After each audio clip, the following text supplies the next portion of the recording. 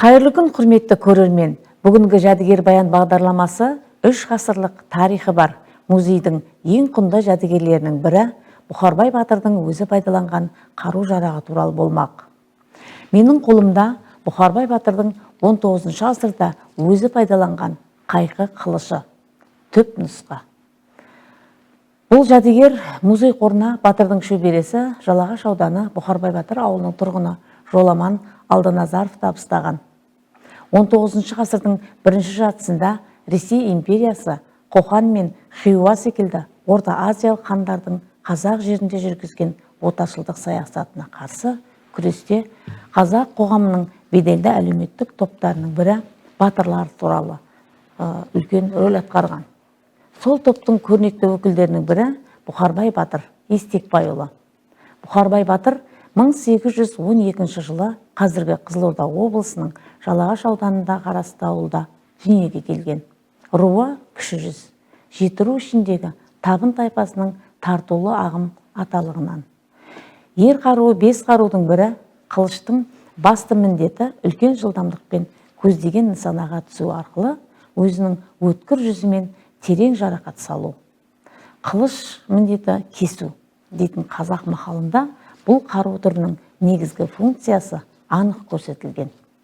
Бұхарбай батырдың қылышы өзіндік қызметі бар негізгі 3 конструктивтік бөліктен, яғни кесу, шабу, түйреуден тұрады.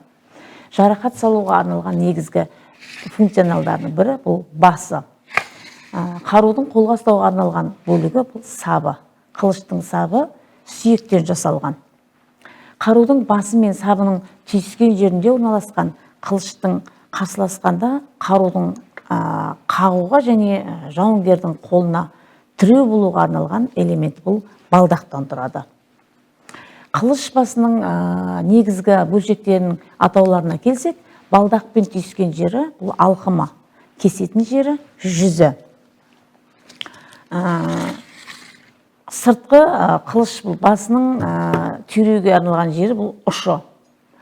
Сапқа кіргізілетін бөлігі жетесі деп аталады. Қылыштың жалпы пішіні өткір, бір жүзді, ұшы үшкір, имек болып келген. Қылыштың негізгі ерекшеліктері басының қайқылығы болғандықтан, аталған қылышты қайқылығы орташа қылыштар типіне жатқызуға болады. Себебі бұл қылыш басының алқымы түзу болып келгендіктен қайқылануы орта тұсынан басталған. Бұл қылыштың орыс және басқа да шетел мемлекеттеріне жасалған осы типтес қылыштардан ерекшелігі қылыш басының салмағын жеңілдету мақсатында жүзінің бойымен басына сабына дейінгі аралықта арнайы ойық шұңқыр жасалмағандығында. Жүзінің бас жағы, яғни адамды шауып түсіруге арналған тұсы бұл жиі қайраққа түскендіктен біркелкі тегіс емес. Қылыштың сүйектен қапталған сабы түзу, саптың түбі төмен қарай тік бүгілген. Балдағының ұштары үшкір, гүл пішіндес тәрізде жасалған. Сабының ұшында қолға іліп алуға арналған арнайы қайыс бауы, бүлдіргі өткізу үшін арнайы тесік тесілмеген.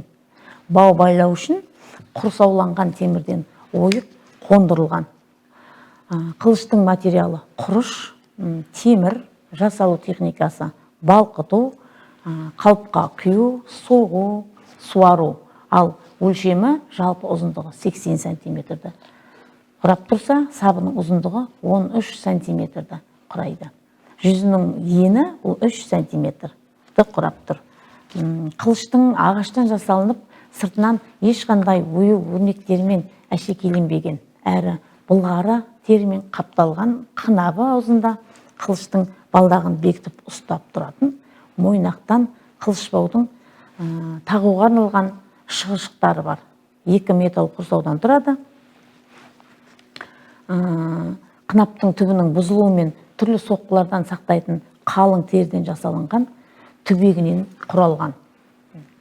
Жалпы зерттеушілердің пікірінше Бұхарбай батырдың өмір жолы мен ерліктерін айғақтайтын мұрағаттық деректер Орынбор, Санкт-Петербург, Омбы, Алматы, Ташкент қалаларындағы мұрағаттарда көптеп сақталған.